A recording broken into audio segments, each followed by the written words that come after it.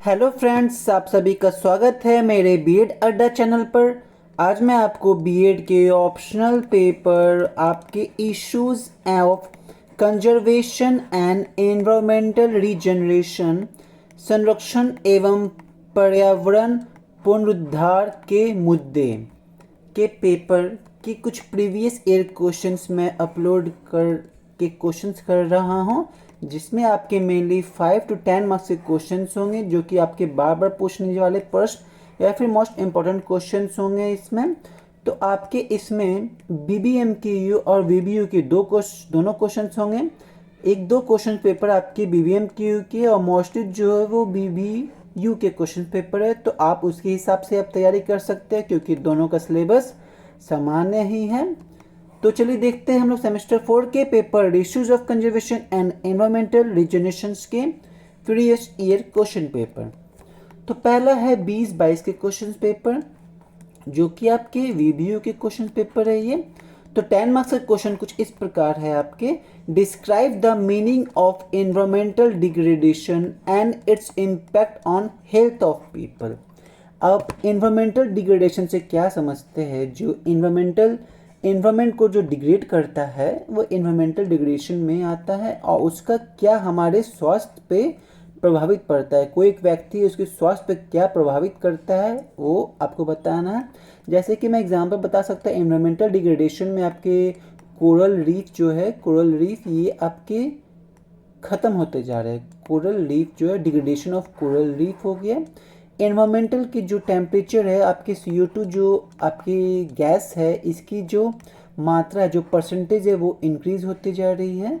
और आपकी जो क्लाइमेट है, वेदर चेंज हो रहे हैं, तो जो CO2 कंसनट्रेशन चेंज हो रहा है उसके कारण आपकी जो इन्वायरमेंट की टेम्परेचर है वो आपकी चेंज हो रही है, टेम्परेचर बढ़ते जा रही है। और जो कोरल रीफ है वो एक पर्टिकुलर टेम्परेचर पे ग्रो करता है। जैसे जैसे टेम्परेचर बढ़ते जाएगा फिर ये कोरल रीफ अपने आप डिग्रेड होते जाएंगे। तो मैं जस्ट एक एग्जांपल दिया एनवायरमेंटल डिग्रेडेशन का। तो इसका इफेक्ट हेल्थ पे क्या पड़ेगा? जैसे कि तो इकोलॉजिकल बैलेंस के लिए, हेल्थ के लिए तो ये चीज़ नहीं है, क्योंकि ये आपकी कोरल रीफ जो है समुद्र में एक स्टेबल इकोसिस्टम बनाती है। ठीक है, मैं जस्ट एग्जांपल दिया था। तो आप हेल्थ से वैसा एनवायरमेंट डिग्रेडेशन के बारे में बताइए जो आपके हेल्थ को भी प्रभावित करता है। ठीक है, जैसे कि आपका बहुत सारे हैं, जैसे एसी ड्रेन्स हो गया, आपके एसी ड्रेन हो गया, या फिर आप सबसे बड़ा एग्जांपल तो आप बता सकते हैं ओजोन लेयर डिप्रेशन। क्या है? ओजोन लेयर डिप्रेशन आप बोल सकते हैं। ये अगर ओजोन लेयर डिप्रेशन में क्या होता है, आपकी इन्वायरमेंट, जैसे ये ग्लोब है, ये इस ग्लोब के ऊपर आपकी लेयर होती है, troposphere, stratosphere, mesosphere, thermosphere, exosphere, ionosphere, ये सब स्फेयर होती है। तो जो स्ट्रेटोस्फेयर होती है, ऐसे ट्रोपोस्फेयर में भी आपकी ओजोन लेयर पाई जाती है, बट वो बैड ओजोन होती है। जो और लेयर जो मोस्टली ओजोन लेयर है वो स्ट्रेटोस्फेयर में पाई जाती है। तो जो स्ट्रेटोस्फेयर है वहाँ पे एक क्या होता है, यूवी आपके ओजोन लेयर बनी हुई रहती है, जो कि यूवी रेज, जो हार्मफुल यूवी रेज है उसको हमारे इन्वायरमेंट में, हमारे वातावरण में आने से रोकती है दिस ओजोन लेयर। बट जैसे कि हम लोग रेफ्रिजरेटर, जो हम लोग फ्रिज यूज़ करते हैं या फिर हम लोग एसी करते हैं, इससे बहुत सारे हार्मफुल गैस निकलते, क्लोरोफ्लोरोकार्बन्स निकलते हैं। अभी के ज़माने में भी जो क्लोरोफ्लोरोकार्बन्स है उसको कुछ अलग नाम से बना दिया गया है। तो ये जितने भी आपकी गैस जो फिल किए जाते हैं रेफ्रिजरेटर या एसीज में, ये क्या काम करते हैं, ओजोन लेयर के जो O3 लेयर होते हैं उसको डिग्रेड करके आपके कंपोनेंट रेडिकल्स में ब्रेक डाउन कर देते हैं, जिसके कारण जो ओजोन लेयर का जो थिकनेस है वो पतला होते जा रहा है, जिसके कारण इसका जो पावर है वो डिग्रेड हो जाता है और हार्मफुल यूवी रेज आसानी से इन्वायरमेंट में आ सकते हैं, जिसके कारण हमारे मतलब आपके स्किन कैंसर हो जाता है। स्किन कैंसर, आइज़ के लिए आपके कैटरेक्ट की ज़्यादा भी मोतियाबिंद देख रहे हो वो बहुत ज़्यादा ही इसका इफेक्ट भी आप बोल सकते हो, और भी बहुत ज़्यादा स्किन पे इफेक्ट पड़ता है। तो ये मैं एग्जांपल दिया, आप और इसको अच्छे से लिख सकते हैं। अगला है explain the importance of community involvement in sensitising the environmental issues and concern. आपकी जो समुदाय है उसका क्या इन्वॉल्वमेंट रहा है, क्या उसका योगदान रहा है, आपके जो भी वातावरण की समस्याएं हैं या उससे रिलेटेड कोई भी कंसर्न है उसमें उसका क्या योगदान रहा है, उसका क्या महत्व रहा है। अगला क्वेश्चन है, what is the impact of industry and transport on environment. जो इंडस्ट्रीज़ होती है, जो सेटअप होती है, चाहे आपकी फुटवेयर्स के लिए हो या फिर हाउस होल्ड प्रोडक्ट्स के लिए, जो भी इंडस्ट्रीज़ होती है या फिर ट्रांसपोर्ट होती है, जो उसको लेके आने और जाने का काम करती है व्हीकल्स, तो उसका हमारे वातावरण पे क्या इम्पैक्ट पड़ता है। जैसे कि इंडस्ट्रीज़ है, इंडस्ट्री से कुछ केमिकल तो निकलेंगे, केमिकल कहाँ जाएंगे, सीधा सीधी रिवर में जाएंगे। रिवर्स क्या होगा, अगर कोई आसपास वहाँ के लोग रहते रिवर्स का पानी लेंगे तो उससे क्या होगा, उसका हेल्थ जो है ख़राब होगा। ठीक है। ट्रांसपोर्टेशन, ट्रांसपोर्ट यूज़ करते CO2 निकलता है। CO2 क्या करता है, हमारे हेल्थ को ख़राब करता है। सिर्फ CO2 नहीं निकलता है, CO2 तो आप बोल सकते हैं कि प्लांट कंज्यूम कर सकता है, SO2 भी निकलता है। ठीक है। सल्फर डाइऑक्साइड, कार्बन मोनोऑक्साइड भी करता है। कार्बन मोनोऑक्साइड CO, तो इनकम्प्लीट, जैसे इनकम्प्लीट कंबशन से होगा तो वो हार्मफुल गैस में ही रिलीज होता है। अगला है, what is rain water harvesting, explain the various ways of resource management.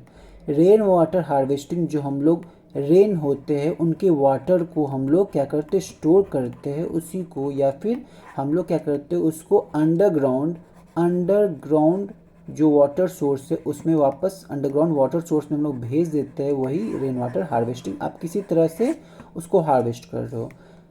Explain the various ways, आपको जो रिसोर्स मैनेजमेंट है, आपकी जो खनिज है उसका किस तरह से आप उसको मैनेज कर सकते हो, उसके अलग अलग प्रकार के आपको वेज, रास्ते बताने हैं किस प्रकार आप उसको मैनेज कर सकते हो। Explain on government initiatives and there impact on biodiversity conservation. आपको गवर्नमेंट के प्रोग्राम्स या फिर उसके इनिशियल स्टेप से जितने भी कार्यक्रम ले रहे हैं आपके बायोडाइवर्सिटी को बचाने के लिए, बायोडाइवर्सिटी कंजर्वेशन, संरक्षण के लिए उसकी क्या इनिशिएटिव रही है हमारी सरकार की। अगला क्वेश्चन है, what do you understand by biomedical waste management. तो बायोमेडिकल वेस्ट वैसे वेस्ट होते हैं जो आपके क्या, हॉस्पिटल, मतलब आप ऐसे समझ सकते हैं, बायो मीन्स लाइफ, ठीक है, और मेडिकल मीन्स वैसी चीज़, वैसी वेस्ट जो आपकी लाइफ को बचाने के लिए इस्तेमाल किया जाता है, वैसे वेस्ट आपको बायो वेस्ट होते हैं। एग्जाम्पल, जैसे कि आपको क्या किया जा रहा है, आपका कोई वुंड है, कोई इन्फेक्शंस हो गया है, उसको आप पट्टी लगा रहे हैं, ठीक है, क्या कर रहे हैं, ड्रेसिंग कर रहे हैं। तो आप तो नॉर्मल ड्रेसिंग कर रहे हो, अब वो मान लीजिए आपका घाव कुछ ज़्यादा इन्फेक्शियस हो, या फिर वो वायरस इन्फेक्टेड हो, या फिर बैक्टीरिया इन्फेक्टेड हो, या प्रोटोजोन्स इन्फेक्टेड हो, ये सब माइक्रो ऑर्गेनिज्म से इन्फेक्टेड हो, और ये वेस्ट को आप अच्छे से डिकम्पोज, जैसे कि आपके इंजेक्शंस होते हैं, उसके नीडल जो होते हैं ना, उसके नीडल्स को इंसिरेशंस किया जाता है, इंसिरेशंस किया जाता है, उसको क्या होता है, एक मशीन होता है, उसके नीडल्स को डाल दिया जाता है, उसको जला देते हैं। क्योंकि अगर उसके जो नीडल्स जला नहीं जाएंगे तो उसमें जो माइक्रो ऑर्गेनिज्म या जर्म्स रहेंगे, अगर वो दोबारा इस्तेमाल किया जाएगा किसी इंसान में तो वो इन्फेक्ट भी हो सकता है। और अभी के ज़माने में क्या होता है, जो ह्यूमन बॉडी अगर जो डेथ करते हैं उसको मशीन में डाल दिया जाता है, वो 100 डिग्री सेल्सियस से ज़्यादा तापमान में बॉडी को डाल दिया जाता है, वो पूरी तरह से राख बन जाते हैं। ठीक है। तो जो कोविड आया था या फिर केरला में जो स्वाइन फ्लू फैला था, तो उस केस में आपकी ये मशीन में पूरी तरह से डाल दी जाते हैं, अगर उसको बीमारी भी है वो फैले ना, एनवायरनमेंट में ना आए, इसीलिए वैसा चीज़ किया जाता है। तो वैसे ही जो भी आपके मेडिकल से वेस्ट आते हैं उसको आप किस तरह से प्रबंधन करोगे उसको, कि वो कहीं से कंटेमिनेट ना हो जाए या वापस आपके ह्यूमन बींग्स में ना इन्फेक्ट करने लग जाए। ठीक है, ये आपको समझना है और बताना है इसके बारे में। अगला क्वेश्चन है, what do you understand by green house effect. आप ग्रीन हाउस से क्या समझते हैं, उसका इफेक्ट से आप क्या समझते हैं। तो ग्रीन हाउस इफेक्ट जो होता है CO2 का ही इफेक्ट होता है ग्रीन हाउस मोस्टली, तो उससे आप क्या समझते हैं। उसके बाद अगला क्वेश्चन है, describe the alternative sources of energy. Alternative sources of energy बताना है कि क्या होती है। जैसे कि वो होती है आपकी कन्वेंशनल सोर्स ऑफ एनर्जी बोलते हैं, या फिर renewable resources, renewable source of energy बोल सकते हैं। तो वैसे एनर्जी जिसको आप बार बार जनरेट कर सकते हैं, जैसे कि हमारी solar energy, wind energy, tidal energy, ये तरह की अल्टरनेटिव सोर्स ऑफ एनर्जी हैं जो कि आपके नॉन रिन्यूएबल, जैसे कि कोल, पेट्रोलियम, ये आज नहीं तो कल ख़त्म हो जाएगा। तो आपको अल्टरनेटिव सोर्स खोजना होगा एनर्जी की। अगर ये कोयला पेट्रोल ख़त्म हो जाएगा तो आप किसको इस्तेमाल करेंगे? तो आपके पास अनलिमिटेड सोर्स है, आपकी सोलर की, आपकी विंड की, आपकी वाटर की, आपकी टाइड की, जो वेव्स चलते हैं ओशियंस या सीज में, उसकी वेव से आप टाइडल एनर्जी जनरेट कर सकते हो। तो समझ में आ गया आपको यहाँ तक? तो अब ये क्वेश्चंस देखते हैं। ये है BBMQ के 2018 से 20 के क्वेश्चन। तो 10 मार्क्स के क्वेश्चन है। What is ecosystem? इकोसिस्टम से आप क्या समझते हैं? Describe the structure of different ecosystem. अलग अलग जितने भी इकोसिस्टम होते हैं उसकी स्ट्रक्चर्स क्या होती है? जैसे कि आपकी टेरेस्ट्रियल इकोसिस्टम एक होती है जो ज़मीन पे रहते हैं, टेरेस्ट्रियल। एक होती है एक्वेटिक जो पानी में रहते हैं। ठीक है, ये अलग अलग तरह का इकोसिस्टम है, आपको स्ट्रक्चर बताना है उसका। Define biodiversity, describe government initiatives to conserve biodiversity. देखिए ये क्वेश्चन फिर से रिपीट हुआ है आपका कि बायोडाइवर्सिटी बताइए, उसकी गवर्नमेंट एजेंसीज क्या है। ये गवर्नमेंट एजेंसीज 5 मार्क्स की थी, अब सोचिए ये आपके 10 मार्क्स में आ रहा है, तो काफ़ी इंपॉर्टेंट टॉपिक रहा। अगला है right an essay on environmental degradation and its impact on health of people. तो देखिए आपका टॉपिक, आपका सब्जेक्ट का नाम क्या है? Issues and conservation. तो इश्यूज और कंजर्वेशन पे तो क्वेश्चंस आएंगे, याद रखिएगा। तो उसी पे देखिए ये क्या है? Environmental degradation. इन्वायरमेंटल डिग्रेड को कैसे, मतलब इश्यूज है ये, और इसका क्या प्रभाव करता है किसी व्यक्ति के स्वास्थ्य पे। अगला what is slum area, how it is developed in big cities of India, describe lifestyles of inhabitants.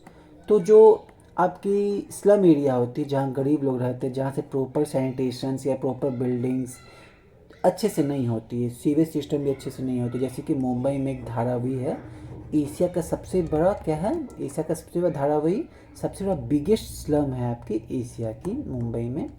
तो ये बिग सिटीज़ का एग्जांपल मैं बताया। तो ये कैसे बन जाते हैं, ये कैसे डेवलप हो जाते हैं वहाँ स्लम, जैसे कि वो तो आपकी मुंबई अच्छी बड़ी सिटीज़ है, वो एशिया की रिच सिटी में आती है, तो वहाँ पे कैसे ये बन जाता है उसको बताना है। और वैसे लोग वो कैसे रहते हैं, उनका लाइफस्टाइल क्या रहता है, उसको डिस्क्राइब करना है। 5 मार्क्स से क्वेश्चन आता है discuss the role of individual in conservation of natural resources. एक व्यक्तिगत इंसान की क्या भूमिका रहती है आपके जो आपके प्राकृतिक जो संसाधन है उसको बचा के रखने के लिए, उसको कंजर्व करने के लिए एक पर्टिकुलर एक इंडिविजुअल व्यक्तिगत की क्या भूमिकाएं रहती हैं। अगला है describe the role of media and eco tourism in creating environmental awareness. आपको मीडिया जो न्यूज़ देती है, और इको टूरिज्म जो है इकोसिस्टम से जो टूरिज्म का काम होता है, वैसे टूरिज्म जो इकोसिस्टम से रिलेटेड हो, जो आपके इकोसिस्टम में जो चीज़ है, जैसे कि आपकी अंडमान एंड निकोबार में क्या है? मैंग्रोव फॉरेस्ट है। मैंग्रोव फॉरेस्ट के अंदर बहुत सारे ऐसी चीज़ें जैसे लाइमस्टोन्स केव आ जाते हैं आपके, जो आपके कहाँ पे हैं? अंडमान में है। जब आप जाओगे लाइमस्टोन केव, 12 टांग से जीरका टांग, तो वहाँ आपको मिलेगा। तो ये एक इको टूरिज्म हो गया कि इकोसिस्टम के साथ साथ आप टूरिज्म का काम कर रहे हैं। तो उसकी क्या भूमिकाएं रहती है आपकी, एक वातावरण से आप उसको अवगत कराएं। जैसे कि आप उस इको टूरिज्म से आप क्या बताए? मैंग्रोव फॉरेस्ट दिखाए, लाइमस्टोन केव दिखाए। अब आप बताओ कि देखिए मैंग्रोव फॉरेस्ट कितने ही ज़रूरी है हमारे वातावरण के लिए। अगर ये मैंग्रोव फॉरेस्ट नहीं रहेगा तो हमारा जो कोस्टल एरिया है, वो कोस्टल एरिया इजीली डिग्रेड हो जाएगा हमारे यहाँ, क्योंकि समुद्र का पानी, वेव्स जो चलते, जो टाइड्स चलती है, वो आपकी मैंग्रोव फॉरेस्ट ही बचा के रखती है। नहीं तो जो भी उसकी लैंड की जो सॉइल है वो समुद्र खींच के लेके चल जाएगी, तो आपकी लैंड आपकी जो है वो कम होते जाएगी। तो लैंड को प्रोटेक्ट, आइलैंड को प्रोटेक्ट करने का मैंग्रोव सबसे मोस्ट इम्पॉर्टेंट आपका पार्ट है। अगला है व्हाट इज़ फूड सिक्योरिटी। आप फूड सिक्योरिटी से क्या समझते हैं? Right benefits of genetically modified crops, जिसे हम GM क्रॉप्स कहते हैं। एग्जाम्पल में बोल सकते हैं आपका क्या है? आपकी BT कॉटन है, बायो में आते हैं, जिसे हम लोग बैसिलस थ्यूरिंजिनेसिस कॉटन कहते हैं। आपके टोमेटो भी आते हैं, आपके ब्रिंजल आते हैं, ये सब मॉडिफाइड क्रॉप्स जेनेटिक्सली, ये जेनेटिक जो जीन्स होते हैं आपके प्लांट्स में उसी को मॉडिफाई करके बनाया जाता है, उसे ही जेनेटिकली मॉडिफाइड क्रॉप्स कहा जाता है। तो इसकी क्या बेनिफिट्स है, क्या फ़ायदेमंद है, जैसे कि आपकी जो राइस होती है उसमें मॉडिफाइड करके विटामिन ए को जोड़ा गया है।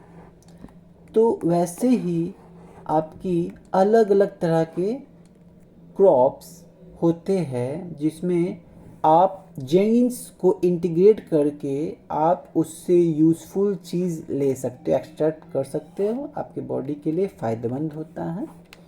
अगला है describe policies and programmes of government of India control ads.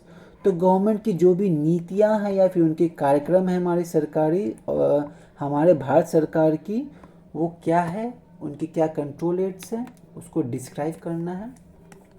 अब ये क्वेश्चन है 2018 से 20 के जो वीबीओ के, इससे पहले जो 2018 के 20 देखिए वो बीबीएमक्यू के थे। तो वीबीओ क्वेश्चन से why do you understand bye pollution, आप पॉल्यूशन से क्या समझते हैं। Explain the different and effects of air pollution, different causes and effects of air pollution, क्या क्या अलग कारण हैं जिससे एयर पॉल्यूशन होता है और उसका क्या प्रभाव पड़ता है। अगला, what is the relationship between environment and human health. तो जो इन्वायरमेंट है, जो वातावरण स्वास्थ्य है या फिर कोई आपके इंसान का जो स्वास्थ्य है, उसमें दोनों में क्या संबंध है। अगला, how information technology is useful for health care. जो हमारा आईटी पार्ट डिपार्टमेंट है, इंफॉर्मेशन टेक्नोलॉजी या फिर बोल सकते हैं साइंस एंड टेक्नोलॉजी, उसका क्या महत्व है हमारे स्वास्थ्य की देखभाल करने के लिए।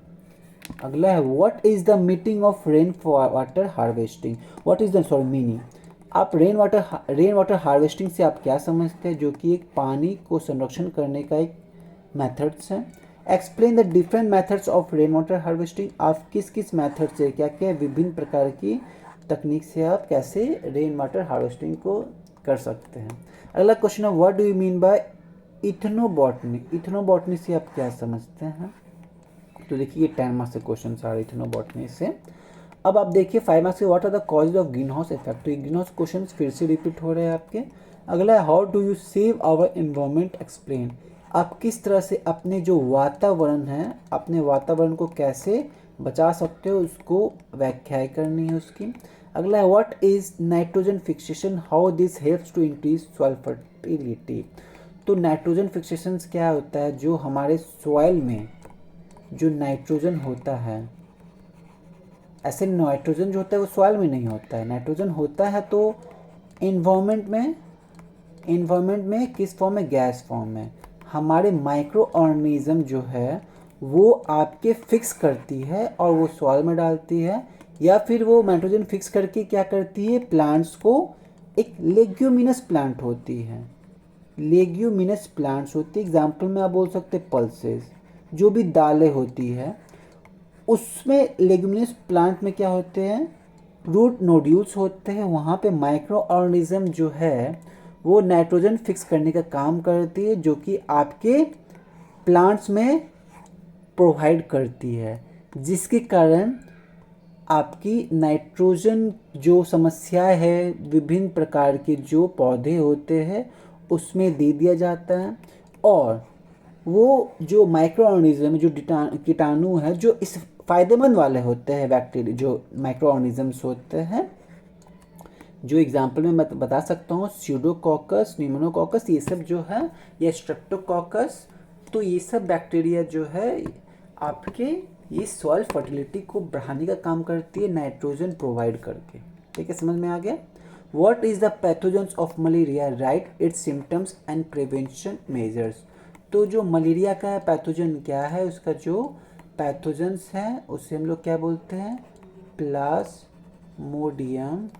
ठीक है, ये प्लाज्मोडियम है, एक क्या है प्लाज्मोडियम, ये पैथोजन है, उसकी क्या सिम्टम्स है, और मतलब किसी को मलेरिया हो जाता है तो आप किस तरह से उसकी पहचान करते हैं कि, तो वही उसी ही सिम्टम्स कहा जाता है, और आप इसे कैसे प्रिवेंट कर सकते, कैसे बचा के रख सकते हो, जैसे मलेरिया आपकी जो कॉज होती है वो आपकी एनो जो वेक्टर होती है वो एनोफिलस फीमेल मॉस्क्यूटो से होती है। तो जहाँ जहाँ बरसात के मौसम में कभी कभी क्या होती है, जो आपकी स्टैग्नेंट वाटर होती है, जो आपकी नाली में पानी जमी रहती है, यहाँ पे क्या होता है, जो एनोफिलस मॉस्क्यूटो होते हैं वो यहाँ पे इस स्टैग्नेंट वाटर, कहीं भी पानी जमा हुआ होता है गर्मी या बरसात के मौसम में, वहाँ अंडा दे देती है और इससे जो इन्फेक्टेड एनोफिलस मॉस्क्यूटो है वो मलेरिया फैलाने का काम करती है।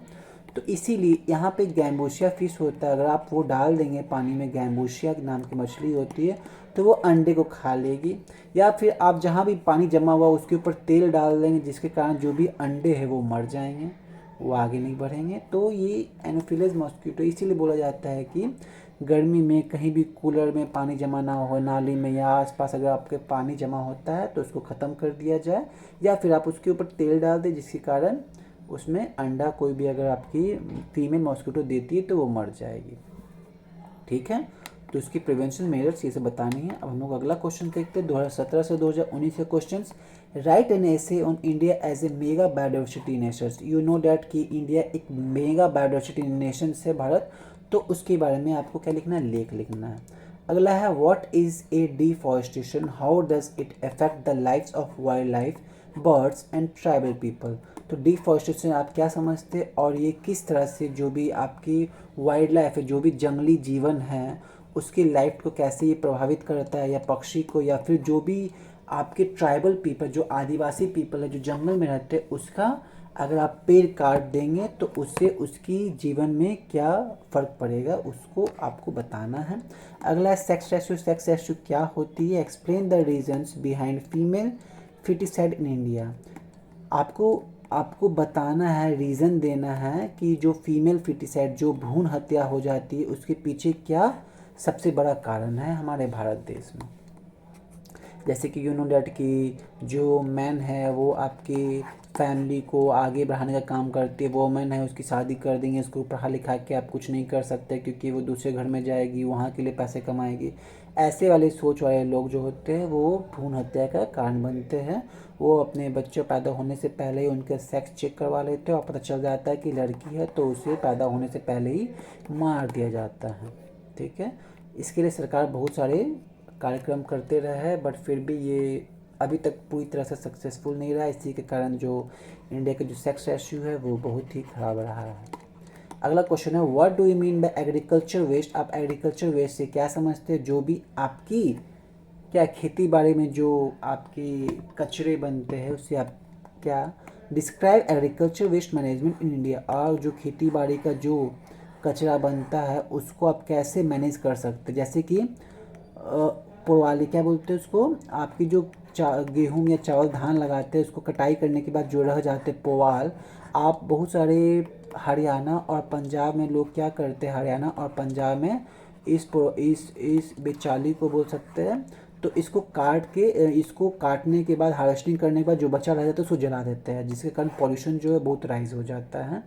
आपको दिल्ली जो है कंटेमिनेंट एक जोन बन जाती है आपकी क्या है एयर पॉल्यूशन की पूरी, वहाँ पे एक चैम्बर बन जाता है, तो जिसके कारण आपको हेल्थ पे भी इफ़ेक्ट पड़ता है।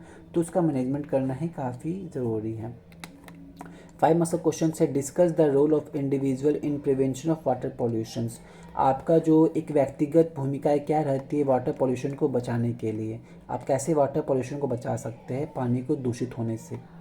What is shifting cultivation. Shifting cultivation क्या होता है, तो पहले क्या होता है, पहले के ज़माने में अभी भी बहुत जगह मणिपुर या नॉर्थ ईस्ट एरिया में ऐसी चीज़ होती रही है कि वहाँ पे जैसे कि एक टाइम पे ये अलग जगह है, ये अलग जगह है। पहला ब्लॉक में क्या होता है, मान लीजिए वो खेती कभी यहाँ कर रहे हैं, तो यहाँ पे खेती करने के बाद ये अगले साल 1 साल 2 साल छोड़ देते हैं, फिर नई जगह पर जाते हैं, वहाँ खेती करते हैं, जिसके कारण इस एरिया में जो भी सॉइल न्यूट्रिएंट जो भी उनकी कमी थी वो अपने आप वो सॉइल से ग्रो कर जाती है और न्यूट्रिएंट्स रिच हो जाती है, और फिर ये जहाँ काम करते फिर इसको छोड़ देते, फिर नई जगह पर जाते, तो इसे ही शिफ्टिंग कल्टीवेशन कहा गया है।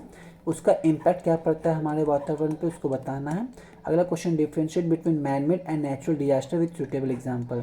जो हमारे नेचुरल जो खुद से ऐसा डिजास्टर होता है, जो खुद से हुआ उसका एग्जांपल बताना है, और जो किसी इंसान के द्वारा डिजास्टर लाया गया है। ये दोनों के बीच में आपको अंतर बताना है, विद उदाहरण के साथ आपको बताना है। अगला क्वेश्चन है what is rain water harvesting. Rain water harvesting जो पानी संरचना, जो पानी बचाव का काम करते हैं, जो बारिश का पानी होता है उसको आप रख रखाव या उसका संरक्षण करके आप उसको बचाते हैं, उसका क्या उसको कैसे डिफाइन करोगे आप, और उसका क्या लाभ है, क्या फ़ायदेमंद है उसका। अब 2017 से 2018 का क्वेश्चन कुछ इस प्रकार है। पहला है 10 मार्क्स में, what is the importance of sustainable land management in the present context discuss. आपका जो सस्टेनेबल लैंड मैनेजमेंट, जो भी आपका लैंड, जो आपका ज़मीन है, उसको किस तरह से आप मैनेजमेंट करते हैं फ्यूचर के संदर्भ में, भविष्य के संदर्भ में आपकी जो ज़मीन है उसको किस तरह से आप उसको मैनेज करते हैं, आपके प्रेजेंट कंटेक्स्ट में बताना है, उसका क्या महत्व है। How does urbanisation and consumerism lead to more waste generation. जैसे कि हम लोग क्या होता है रूरल एरिया से, क्या रूरल एरिया से बहुत सारे लोग अर्बन एरियाज में मूव करते, सोचते हैं कि यहाँ जो है मनी, आप पैसा जो है ज़्यादा कमा सकते हैं। तो इसके कारण क्या होता है, जो अर्बन पे है वो लोड बढ़ जाता है। यहाँ पे खाना पीना का जो है आपूर्ति करने के लिए आपको ज़्यादा से ज़्यादा सामान मंगवाना पड़ता है, जिसके कारण जो वेस्ट भी होते हैं वो ज़्यादा होने लगती है। क्योंकि देखते हैं कि फूड, आजकल फूड वेस्ट जो है बहुत ज़्यादा होता है। जूट आपके क्या होता है, जोमेटो से या स्विगी से आप खाना तो मंगा लेते हैं, स्विगी से मंगवा लेते हैं, आपको पसंद नहीं आया तो आप उसको क्या करते हैं, फेंक देते हैं। या फिर जो भी रेस्टोरेंट होता है या होटल होते हैं वो ज़्यादा मात्रा में, आपको देते हैं तो आप वेस्ट कर देते हो। ये आपका वेस्ट, आप किस तरह से इस ऐसे वेस्ट मैनेजमेंट को कर सकते हो। अगला, describe the impact of environmental degradation on the health of people. जो वातावरण का जो डिग्रेडेशन हो रहा है उसका प्रभाव आपके स्वास्थ्य पर क्या पड़ा। तो ये क्वेश्चन जरूर आना ही आना है, क्योंकि ये बहुत ज़्यादा बार बार क्वेश्चन पूछे जा रहे हैं।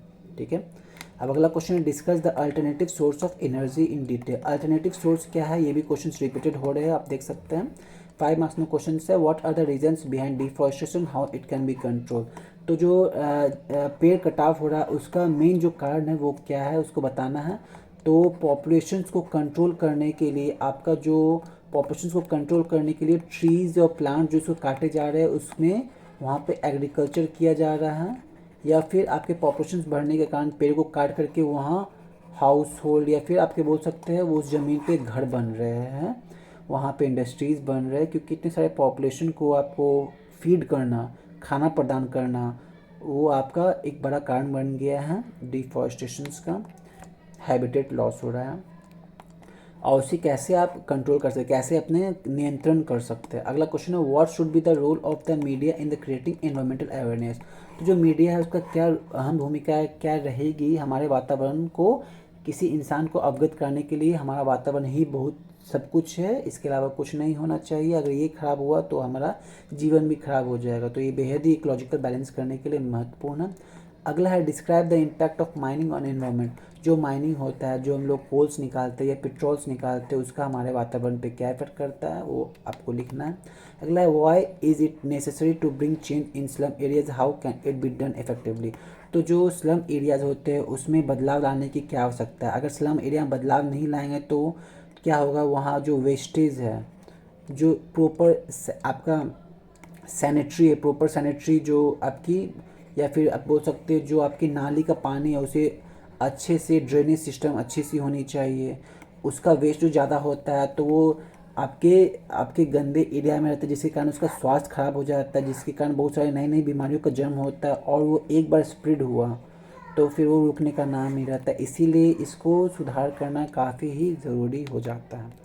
अगला क्वेश्चन है 2015 से 17 का क्वेश्चन, 10 मार्क्स का क्वेश्चन है why is environment conservation important in this globalised world. हमारे जो ग्लोबलाइज्ड वर्ल्ड है उसमें हमारा वातावरण की जो संरक्षण करते उसकी काम क्या महत्व है। अगला है why is the use of genetically modified crops in food security. तो जो इस्तेमाल है हमारे, उसका इस्तेमाल जो जीएम क्रॉप्स होते हैं हमारे, जो खाना होता है उसकी सिक्योरिटी के लिए क्या उसका इस्तेमाल है, क्या महत्व, उसका यूज़ क्या है। अगला क्वेश्चन है how can an individual help in prevention of air water pollution. एक व्यक्ति वो कैसे आपको एयर या फिर हवा या फिर पानी के जो पॉल्यूशंस होते हैं उसको कैसे वो रोक सकता है। ठीक है, अगला है explain organic farming. Organic farming क्या होते हैं, तो वैसे फार्मिंग जिसमें आप फर्टिलाइज़र्स का यूज़ ना करके आप मैन्योर जो कि आपकी नेचुरल या फिर हाउस होल्ड प्रोडक्ट्स जो होते हैं जो बायोडिग्रेडेबल होते हैं उसके बेसिस पे, जैसे कि काउ से आप काउ के से मैन्योर बना सकते हैं, जिसे हम काउ डंग केक, या फिर आपके मीथेन यूज़ करते हैं, इससे आपके ऑर्गेनिक फार्मिंग की जाती है। अगला आपका 5 मार्क्स का question, what is the role of community participation in natural forest management. तो जो समुदाय है उसका क्या भूमिकाएं रहा है हमारे जो प्राकृतिक जो आपके जंगल होते हैं उसका मैनेजमेंट करने के लिए। ये भी क्वेश्चन बार बार पूछे जा रहा है, तो आप ये देख सकते हैं। जीएम क्वेश्चन भी ये आया रहा है। पॉल्यूशन तो बिल्कुल ना छोड़ें।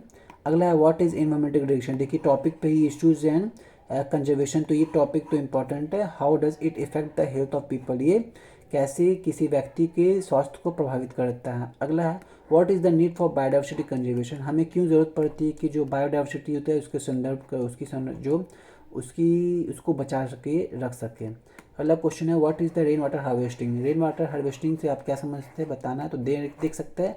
रेन वाटर हार्वेस्टिंग ज़्यादा पूछा जा रहा है।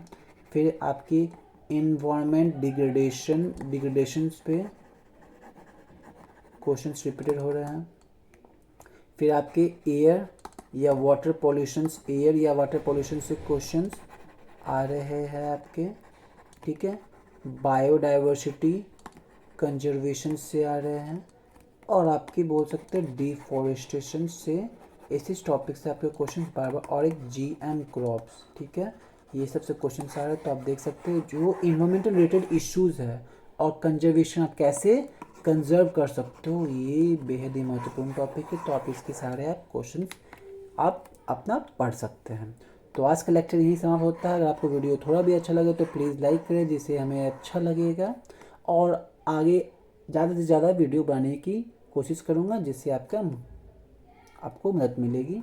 अगर आपको कुछ सुझाव देना हो या फिर आपको अच्छा लगा हो, कैसा लगा हो, आप अपना सुझाव दे सकते हैं कमेंट्स के माध्यम से। आपने अगर सब्सक्राइब नहीं किया तो प्लीज़ सब्सक्राइब करें हमारा चैनल, और आप हमारा चैनल आप शेयर कर सकते हैं अपने दोस्तों के साथ। अपना ख्याल करने के साथ साथ आप दोस्तों का ख्याल रख सकते हैं। आप हमारा बीएड टेलीग्राम चैनल को ज्वाइन कर सकते हैं। बीएड अड्डा हमारा टेलीग्राम चैनल है। तो आज का लेक्चर यहीं समाप्त होता है।